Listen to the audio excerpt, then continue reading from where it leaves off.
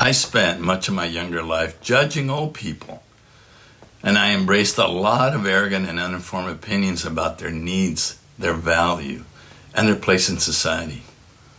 Then one day, I became the very person I tended to devalue, for I got to live long enough to be in the same situation as those I once failed to understand. Now, this attitude started during my middle years when my primary career ambitions centered on climbing the organizational ladder for a better salary and a higher position.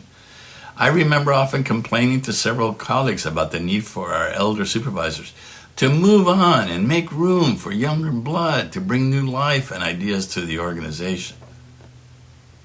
But the truth is that back then, I was never truly thinking about the betterment of the organization. I resented the elder supervisors for staying in their jobs too long and standing in the way of my progress and advancement.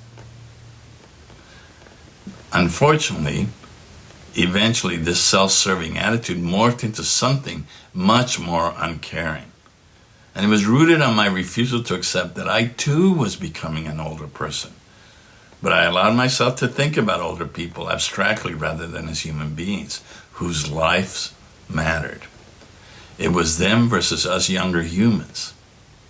At one point, I even convinced myself that there may come a time when society shouldn't spend its limited resources keeping very old people alive. And I would often present this point of view in conversations with others. For years, I carried this opinion like a badge of honor. To me, this was proof that I cared deeply for humanity and the preservation of the planet.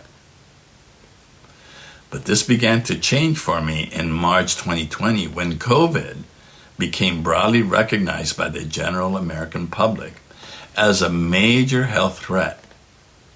If you remember, panic spread with the implementation of widespread restrictions, school closures, business closures, and lockdowns. Now, in the past, the scientific community had led everyone with their recommendations on how to handle the situation.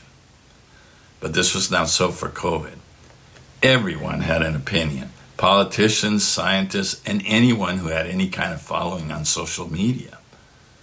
Some people, they wanted stronger restrictions, while others wanted none. Now, this all seemed very chaotic, but as emerging statistics began to point out that old people and those who were obese were the most vulnerable to contracting COVID, the discussion as to what to do with our resources became a much more pointed moral argument about whose lives society should prioritize. Some proponents pushed for approaches based on allowing transmission to produce population immunity, while others vehemently argued against it. Now, I understood the logic of that argument, for it was a version of my hypothetical, don't spend the world resources saving old people.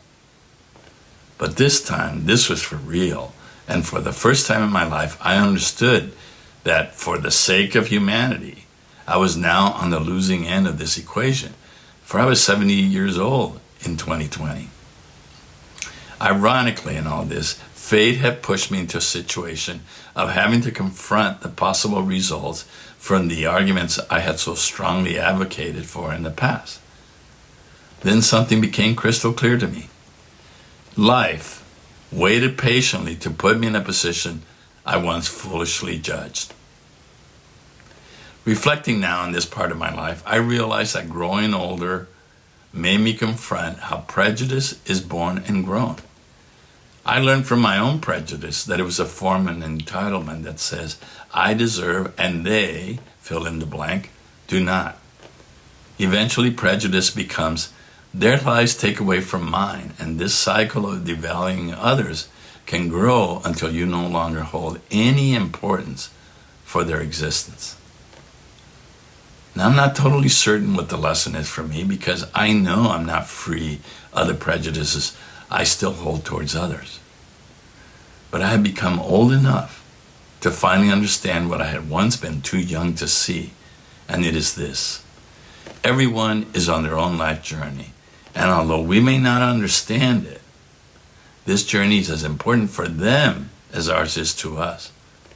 Sometimes one's journey makes them homeless, while others may become kings. Sometimes they even get old. We may be called to help someone along the way, or maybe not. But we are not entitled to judge. For there, but for the grace of God, go all of us.